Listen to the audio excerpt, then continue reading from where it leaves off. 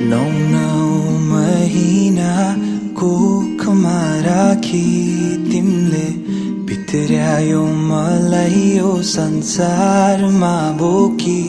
जति कठिन परिस्थिति आए पनि तिमीले हुन दिनौ आमा केही पनि।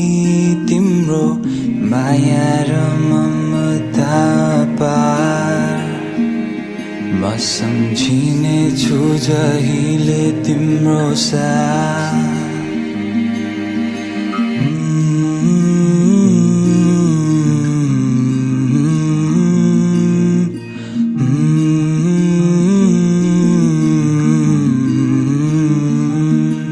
क्षमा पाऊ आमा यदि मबाट गल्ती भए।